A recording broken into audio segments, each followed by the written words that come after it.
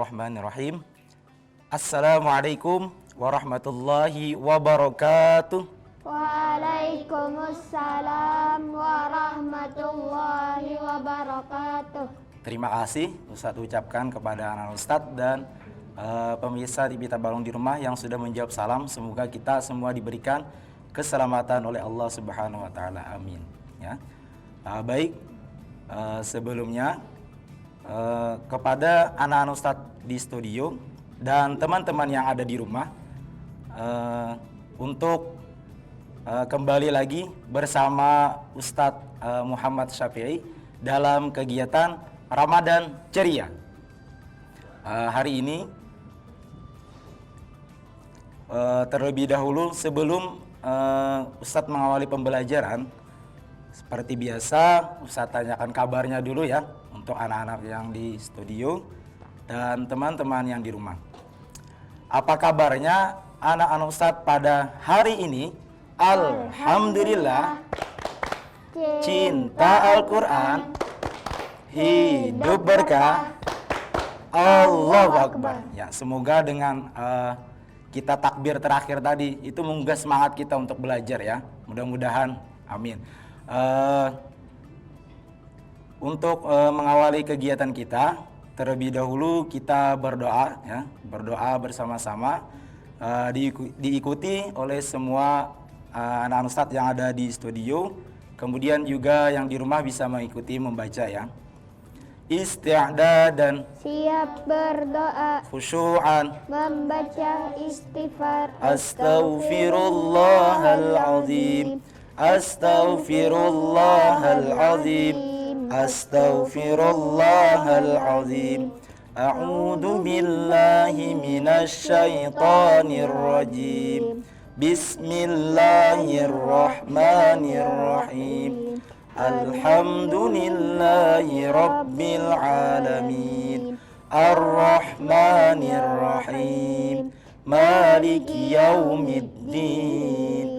Iyyaka na'budu wa iyyaka nasta'in. Ihdinas siratal mustaqim.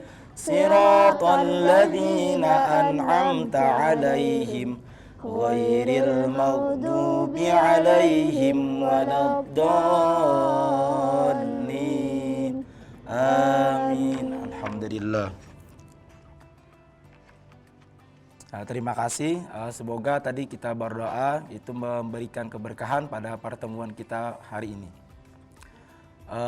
Baik, hari ini Ustadz akan menyampaikan itu pembelajaran tajwid tentang ikhfa hakiki ya. Ikhfa hakiki. Sebelumnya bisa nanti Anda menyimak atau mendengarkan Ustadz membacakan kaidahnya ya. Kaidah nanti beserta huruf-huruf ikhfa yang 15. Ikhfa hakiki adalah nun sukun atau tanwin bertemu salah satu huruf 15. Ta, sa, jim, dal, zai, zin, sin, shad, dot, to, zo, fa, ko, kaf. Ya, Ustaz ulangi lagi. Ta, sa, jim, dal, zai, sin, shin, shad, dot, to, zo, fa, kof. Maka dibaca samar ya. Jadi hurufnya ada 15. Cara membacanya disamarkan ya, atau kurang lebihnya tidak jelas ya, seperti itu.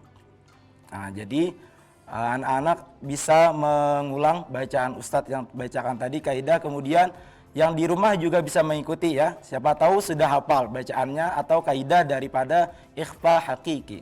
Coba sama-sama, 1, 2, 3. Ikhfa hakiki adalah nun sukun atau tanwin bertemu salah satu huruf 15. Ta, sa, jim, dal, zai, sin, shin, sod, dod, to, fa, ko, kaf. Ya, jadi hurufnya 15. Maka dibaca samar ya. Alhamdulillah. Nah, setelah ini Ustadz akan memberikan contoh daripada ikhfa hakiki. Bisa dilihat di sini. Jadi di sini ada nun sukun atau tanwin ya, nun sukun atau tanwin. Jadi perlu kalian ketahui nun sukun ya, bisa nun sukun, bisa tanwin. Tanwin itu ada fathah, fathatain, kasratain dan dhammatain. Itu dinamakan tanwin ya. Nah, nanti supaya jangan bingung. Ustadz bacakan contohnya di sini baris pertama. A'udzu billahi minasyaitonir rajim. Bismillahirrahmanirrahim. Ta bal antum ya, jadi bacaannya juga terdengar samar ya. Nah, karena kita ketahui bersama-sama huruf ta itu letaknya ada yang tahu? Ujung lidah dengan pangkal gigi seri atas sepertinya, ta ya, ta. Bal antum ya. Jadi kita siap ke huruf ta ya, jangan nanti nunnya jelas, jadi nunnya itu tidak jelas, kita siap ke huruf ta. Bal antum seperti itu. Kemudian yang tanwinnya yauman turja'una. Nah, coba bersama-sama ulang dulu bacaannya anak-anak ustadz yang di sini, yang di rumah juga bisa mengikuti ya. 1, 2, 3. Bal antum yauman turja'una. Baik, coba ustadz minta dari akhwat dulu ya. Akhwat coba bisa baca. Bal antum yauman turja'una. Kemudian ikhwan. Bal antum yauman turja'una. Nah, baik, supaya lebih jelas ustadz kuatkan lagi. Jadi di sini yang namanya ikhfa hakiki itu adalah di sini contoh huruf ta. Bal antum. Jadi kita ambil di sini adalah huruf ta ya. Ada yang tahu di sini yang dinamakan hukum ikhfa hakiki yang mana? Bal antum. Ada yang tahu? Iya, Masya Allah. Siapa? Anissa ya. Nah, Anissa nun sukun bertemu dengan huruf ta. Nah, jadi supaya kalian tahu hukum bacaan ikhfa hakiki itu yang ini. Nun sukun bertemu dengan huruf ta ya. Kemudian yang sebelah sini yauman turja'una. Yang mana hukum bacaan ikhfa hakiki? Fathatain bertemu huruf ta. Iya, Masya Allah. Fahri menjawabnya benar. Fathatain bertemu dengan huruf ta. Yauman turja'una. Ya, seperti itu. Jadi kesimpulannya untuk mengingat atau menguatkan tentang ikhfa hakiki itu nun sukun atau tanwin, dan kita perlu tahu tanwin itu apa saja, ada fathatain, kasratain dan dhammatain. Nah, bertemu dengan huruf yang 15. Ini cuma salah satu aja ya dari huruf ta. Contohnya di sini. Jadi untuk lebih intinya ikhfa hakiki itu adalah cara membacanya samar ya. Samar dalam artian tidak jelas bunyi hurufnya ya, tidak jelas. Mungkin dari di sini sebelum Ustadz mengakhiri ada yang ditanyakan dulu. Pemirsa TV Tabalong atau teman-teman yang di rumah, mungkin ada yang ingin ditanyakan atau misalkan ada yang kurang paham ya. Nanti kita ulang-ulang kembali di rumah ya, sendiri nanti di rumah diulang kembali. Anak Ustadz juga di studio bisa mengulang-ulang juga pembelajarannya. Jadi untuk ikhfa hakiki seperti ini kurang lebihnya yang dapat Ustadz sampaikan ya. Sebelum Ustadz mengakhiri kegiatan kita pada hari ini, Ustadz mengucapkan salah dan khilaf ya. Jika ada kata-kata yang salah dari Ustadz mohon maaf. Ustadz ucapkan terima kasih kepada anak Ustadz yang ada di studio yang sudah bersedia mengikuti kegiatan Ustadz ya bersama Ustadz. Ustadz akhiri dengan mengucapkan hadanallahu ayyakum ajma'in. Assalamualaikum warahmatullahi wabarakatuh. Waalaikumsalam warahmatullahi wabarakatuh.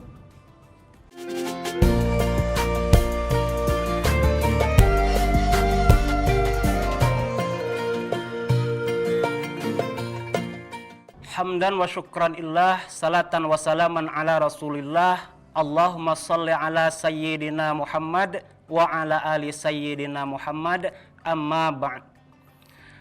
sahabat Ramadan Ceria yang berada di studio ataupun yang mengikuti acara ini di rumah melalui media televisi, pada kali ini bersama dengan Ustaz Rahmat ya, yang mana nantinya Ustaz Rahmat akan menyampaikan materi tentang zakat fitrah.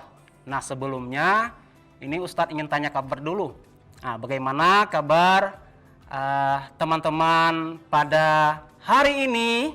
Alhamdulillah, bertakwa, berprestasi, mandiri, cinta lingkungan. Allahu Akbar. Sahabat Ramadan Ceria yang berada di studio dan yang berada di rumah, bagaimana kabar puasanya? Masih tetap semangat? Karena ibarat kalau kita sedang perang ini, kemenangan itu sudah ada di depan mata. Karena apa? Karena Lebaran sudah hampir tiba, tinggal beberapa hari lagi. Nah, oleh karena itu ya, hendaklah kita senantiasa meningkatkan semangat kita ya, sampai datangnya Idul Fitri nantinya. Dan semoga puasa kita insya Allah ya tunai sebulan penuh, dan tentunya kita berharap puasa kita diterima Allah Subhanahu wa Ta'ala. Amin ya Rabbal Alamin. Nah, bagi teman-teman ya sahabat Ramadan Ceria yang ada di studio ataupun yang ada di rumah, mungkin sudah tidak asing lagi ya dengar istilah zakat fitrah. Pernah dengar kan? Pernah dengar? Akhwatnya juga sering ya. Karena apa?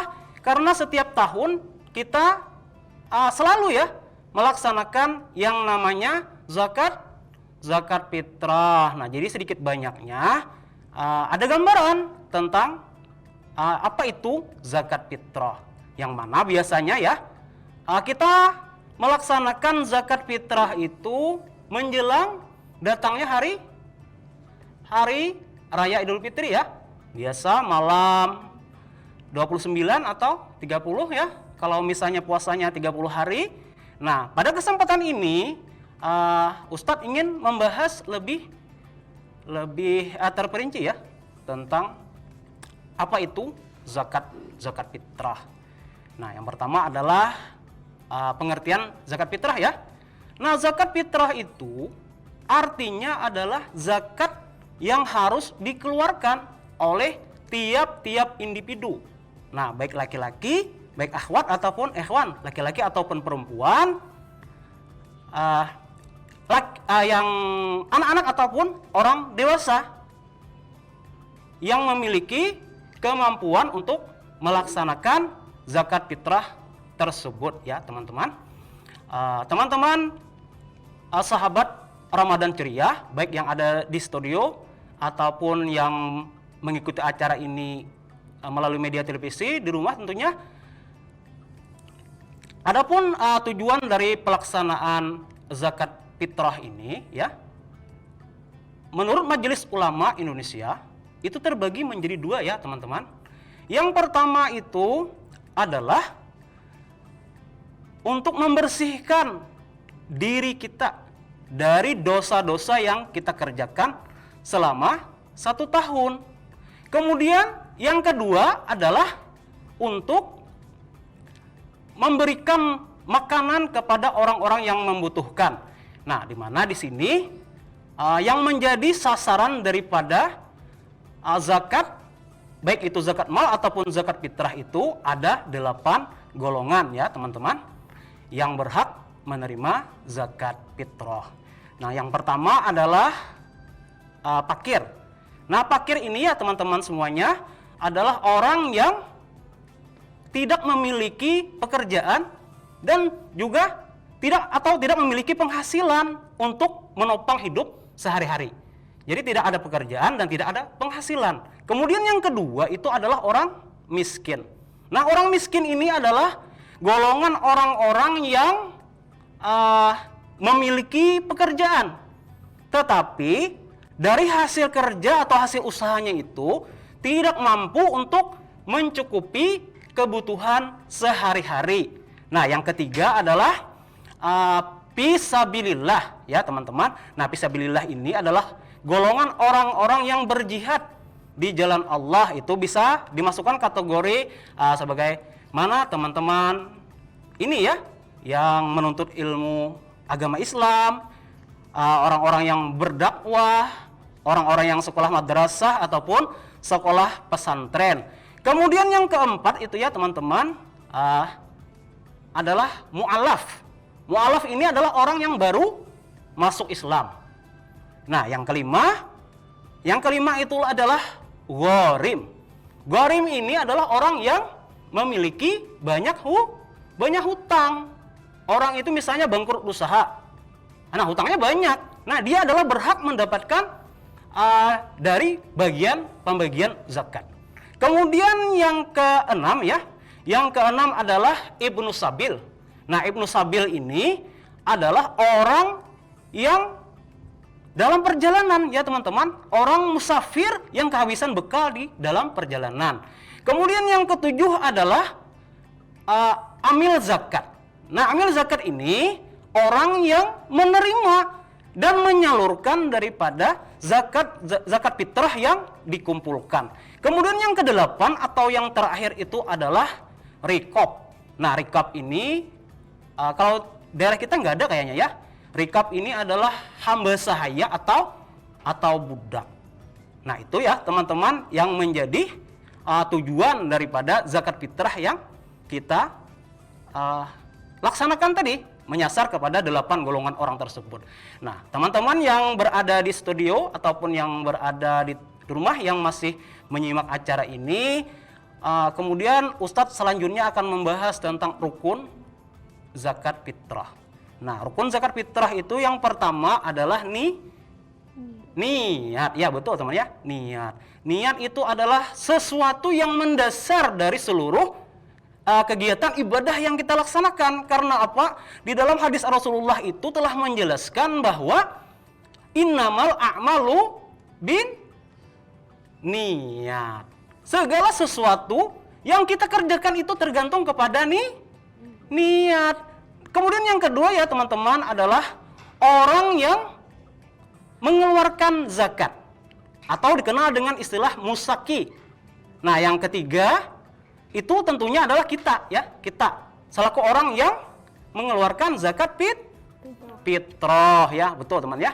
Ya, kemudian yang keempat itu adalah barang yang kita zakati, yang kita keluarkan zakatnya tadi, yaitu berupa, kalau zakat fitrah itu berupa makanan pokok yang menjadi makanan orang-orang daerah tersebut. Misalnya kalau kita di sini yang lazim biasanya makan apa, teman-teman? Teman-teman? Ayo. Makan apa? Makan nasi dari apa? Dari beras. Nah, maka oleh karena itu kita mengeluarkan zakat fitrah itu dengan menggunakan beras. Kemudian bisa juga berupa kurma ya teman-teman. Kurma juga bisa, boleh kita menggunakan kurma kalau di daerah orang yang makan kurma. Tapi kalau kita nggak ada ya, nggak ada yang menggunakan kurma. Nah, bisa menggunakan jagung ya. Jagung bisa kita gunakan untuk mengeluarkan zakat fitrah, itu daerah yang makan jagung. Kemudian bisa menggunakan sagu. Kalau makanan pokok orang daerah tersebut adalah sagu ya teman-teman ya. Nah, kemudian adapun besaran, misalnya ada pertanyaan ya, berapa zakat fitrah yang harus kita keluarkan? Nah, ini ya. Nah, biasanya itu yang harus kita keluarkan ketika kita membayar zakat fitrah itu, kalau ukuran beras kalau per kilo itu biasanya 2,5 kilogram. Kalau untuk liter itu sebanyak 3,5 atau 3,5 liter. Nah, sampai di sini teman-teman ada yang ingin ditanyakan? Mungkin apa yang Ustaz sampaikan ada yang kurang dipahami? Bisa ditanyakan sebelum Ustaz akhiri. materi tentang zakat fitrah pada kali ini? Tidak ada. Tidak ada yang ingin ditanyakan. Sebelum Ustadz mengakhiri ya pembelajaran kita pada hari ini, Ustadz memohon ampun dan maaf apabila apa yang Ustadz sampaikan itu ada terdapat kesalahan. Karena apa? Karena kesalahan itu adalah murni dari karena kurangnya ilmu pengetahuan yang Ustadz miliki. Dan apabila yang Ustadz sampaikan itu adalah sesuatu yang benar, maka sesungguhnya itu adalah dari Allah Subhanahu wa Ta'ala. Nah, marilah kita bersama-sama membaca istighfar 3 kali. Astaghfirullahalazim, astaghfirullahalazim, astaghfirullahalazim. Dan kita lengkapi dengan membaca doa kafaratul majelis. Subhanakallahumma wa bihamdik asyhadu an la ilaha illa ant astaghfiruka wa atubu ilaik. Nah, demikianlah sahabat Ramadan ceria yang ada di studio ataupun yang ada di rumah yang bisa Ustadz sampaikan. Akhirul kalam, wallahul muwaffiq ila aqwamit thariq. Wassalamualaikum warahmatullahi wabarakatuh. Waalaikumsalam warahmatullahi wabarakatuh.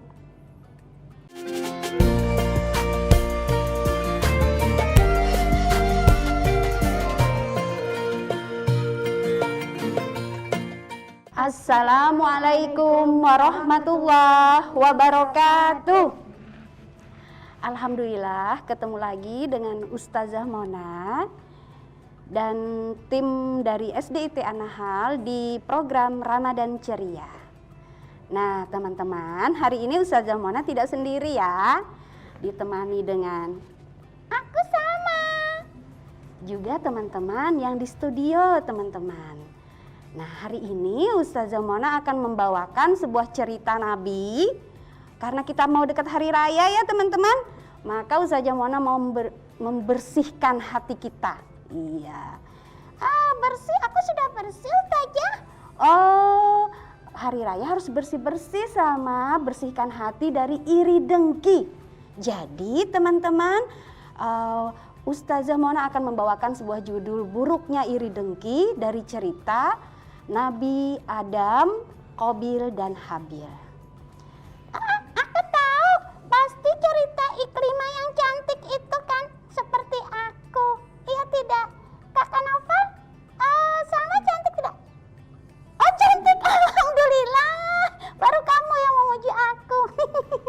Teman-teman udah ya. Sekarang kita mau cerita. Bersiap? Siap. Ya.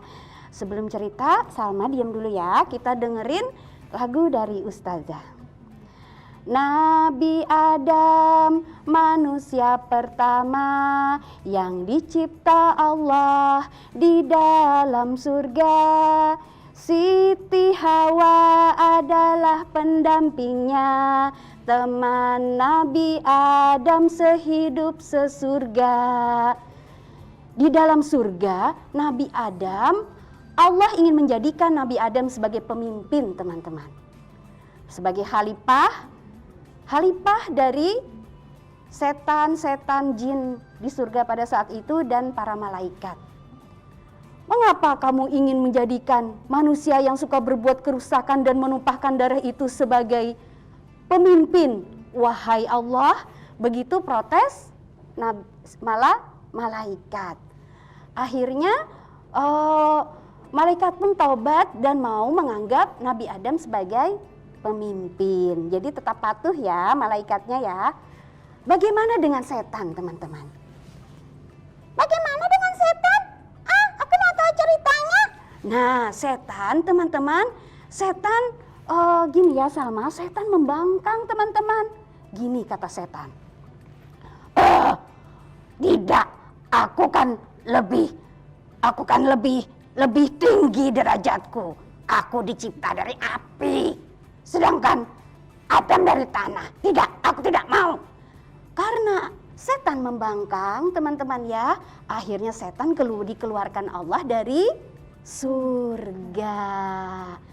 Terus setannya tidak tinggal diam. Oh ya Allah, baiklah kami dikeluarkan dari surga. Tapi tunggu, kami tidak diam begitu saja. Jangan masukkan kami ke neraka. Nanti ya, kami ingin menggoda manusia dulu agar menjadi teman kami di neraka. Hahaha. Akhirnya setan menjadi musuh kita sampai sekarang. Selalu menggoda kita untuk menjadi temannya di neraka. Gitu Salma. Ah gitu. Pantas aku kadang-kadang malas sholat digoda setan ya.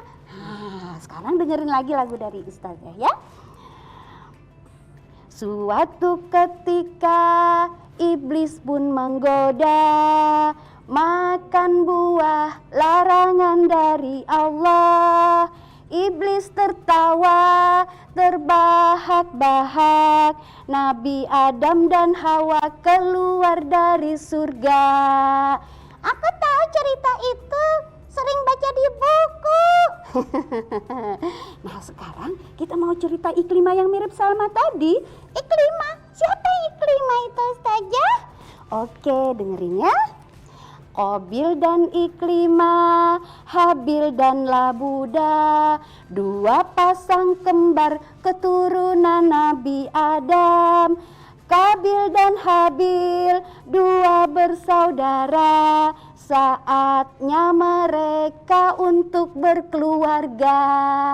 Oh jadi Qabil itu kembaran sama Iklimah. Habil kembaran dengan Labuda. Keduanya harus segera menikah, teman-teman. Kalau Qabil harus menikah dengan Labuda, tidak boleh menikah dengan kembarannya. Kalau Habil harus menikah dengan Iklimah yang cantik itu seperti aku. Ngaku saja aku cantik. Ngaku, ya? Iya. Oke, terima kasih. Aku lebih cantik dari itu tuh. Nah teman-teman, udah ya kita dengar lagi ceritanya ya Salma. Oke. Nah saat itulah teman-teman, setan melancarkan godaan yang berikutnya. Ah, ada setan? Aku mulai takut. Sebentar. Takut! Siapa itu? Setan. Ada setan. Kambingnya. Menggoda Qabil. Qabil, kamu ganteng. Kamu Iklimah cantik. Seharusnya yang dijodohkan dengan Iklimah itu bukan Habil, tapi kamu lebih layak. Ayo, ini tidak adil Qabil. Segera protes pada ayahmu Nabi Adam. Segera, ayo. Begitu teman-teman, godaan setan kepada Qabil. Qabil pun protes kepada Nabi Adam. Dia tidak mau dikawinkan dengan Iklimah teman-teman. Dia tidak mau dikawinkan dengan Labuda. Dia merasa ganteng, dia lebih pantas kawin dengan Iklimah yang cantik. Akhirnya teman-teman, Nabi Adam pun memohon kepada Allah untuk menyelesaikan masalah di dalam keluarga beliau. Allah pun membalas doa Nabi Adam dengan menyuruh Qabil dan Habil untuk berkurban. Iya, seperti ini teman-teman. Sebentar ya Salma, masih sembunyi kamu takut? Iya, aku takut. Oke, kamu sembunyi aja di situ ya. Nah ini teman-teman, Qabil dan Habil disuruh berkurban di atas bukit. Iya, kurbankanlah sesuatu yang engkau sayangi. Begitu perintah Allah melalui Nabi Adam kepada Qabil dan Habil. Kalau kurbannya itu hilang di bukit, maka berarti kurbannya diterima oleh Allah, maka dia layak untuk kawin dengan Iklimah. Seperti itu ya teman-teman. Akhirnya Qabil pun berkurban, Habil pun juga berkurban. Nah, Habil orang yang baik hati, soleh, dia berkurban dengan kambing yang gemuk teman-teman. Aku kambing gemuk. Iya, kambing gemuk yang paling baik. Dia persembahkan untuk Allah kurban yang paling baik yang dia miliki, yaitu kambing yang gemuk. Sedangkan Qabil karena hatinya penuh iri dengki teman-teman, Qabil juga pelit. Masih sembunyi Salma? Aku takut setan. Oh ya, sembunyi. Oke. Nah, tadi Qabil berkurban dengan seperti ini kurbannya Qabil teman-teman. Iya, apa ini? Buah apa ini? Apel. Buah apel apa? Apelnya berulat. Apel-apel yang hampir busuk, gandum yang jelek. Jadi padahal Qabil punya gandum yang bagus, punya buah-buahan yang segar, tapi dia pelit, dia mempersembahkan kurban harta yang terburuk yang dia miliki. Tibalah hari penentuan itu teman-teman. Tiba-tiba, iya, apa yang hilang teman-teman? Ada cahaya dari langit. Yang hilang akhirnya kambing. Jadi kurban yang diterima kurbannya Qabil atau Habil? Habil. Kurbannya Habil. Jadi yang layak kawin dengan Iklimah siapa teman-teman? Habil. Habil. Semakin marahlah Qabil teman-teman. Setan menggoda lagi teman-teman. Tidak, Qabil. Pasti ayahmu tidak adil. Diam-diam malam-malam dia tuh berdoa kepada Allah agar kurbannya Habil yang diterima. Ayahmu kan lebih sayang kepada Habil daripada kamu, iya kan? Begitu setan menggoda di hati dan otaknya Qabil teman-teman. Hati Qabil yang marah, penuh amarah dan iri dengki itu semakin bergelora dengan marahnya teman-teman. Dia sangat marah dan di dalam kemarahannya itu teman-teman, setan menggoda lagi teman-teman. Jangan muncul itu lagi, aku takut banget. Kamu diam aja di situ ya Salma ya. Tidak ada cara lain. Habil bagaimanapun dia akan kamu akan selalu kalah. Habil akan selalu menang dalam kehidupanmu. Tidak ada cara lain. Habiskan dia. Habiskan dia. Lenyapkan dia dari muka bumi ini. Tidak ada cara lain. Masya Allah teman-teman. Begitu buruk iri dengki ya teman-teman. Hingga seorang manusia ingin membunuh saudaranya sendiri. Apa yang terjadi kemudian teman-teman? Qabil pun akhirnya membunuh Habil. Diambilnya batu besar teman-teman. Diajaknya ke hutan, batu itu ditumpukannya ke kepala Habil sampai kepalanya pecah berdarah. Dan Habil pun meninggal.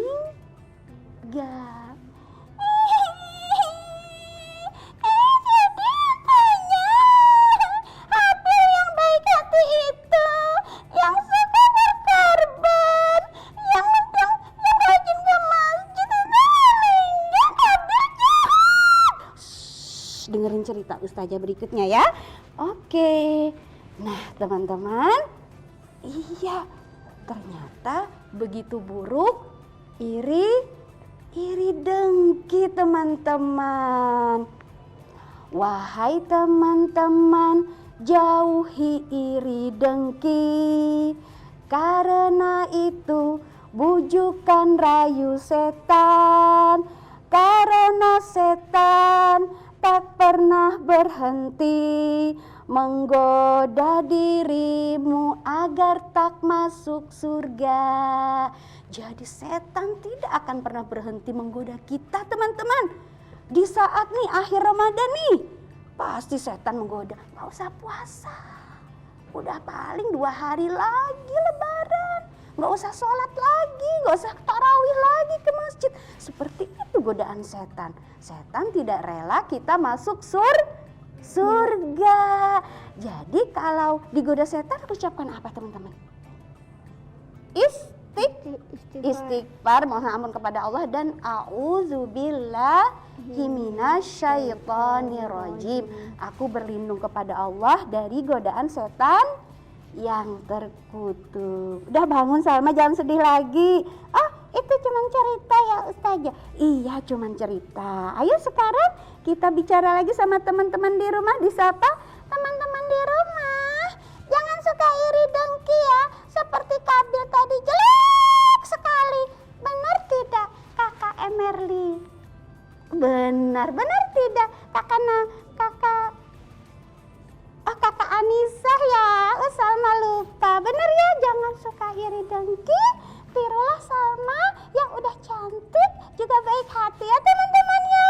Oke teman-teman, sebelum kita akhiri, ayo kita baca teman-teman sebuah hadis dari Bukhari dan Muslim. Jadi iri hati itu ada yang dibolehkan teman-teman ya. Sekarang teman-teman di studio mengulang setelah Ustazah ya. Oke. Iri yang diperbolehkan. Iri yang diperbolehkan. Tidak boleh hasad iri. Tidak boleh hasad iri. Kecuali pada dua hal. Kecuali pada dua hal. Pertama, Kepada kepada seorang yang dikaruniakan Allah orang yang dikaruniai Allah harta kekayaan, lalu ia membelanjakannya dalam kebenaran. Dan yang kedua, iri kepada seorang laki-laki yang diberi Allah ilmu hingga ia memberi keputusan dengannya dan juga mengajarkannya. Hadis riwayat Bukhari dan Muslim. Alhamdulillah. Jadi iri hati atau hasad itu perbuatan yang sangat jelek, buruk, bahkan bisa sampai membunuh orang ya. Tapi ada dua iri yang dibolehkan. Yang pertama, iri kepada orang yang berharta, yang hartanya digunakan untuk kebaikan, untuk berzakat, untuk berimpak, untuk membangun masjid, untuk membantu orang miskin. Kita harus iri. Terus iri yang kedua pada orang yang berilmu, yang mengamalkan ilmunya dan mengajarkan kepada orang lain. Itu ya hari ini pelajaran kita hari ini. Ucapkan selamat hari raya kepada teman-teman kita yang di rumah, karena sebentar lagi akan hari raya ya.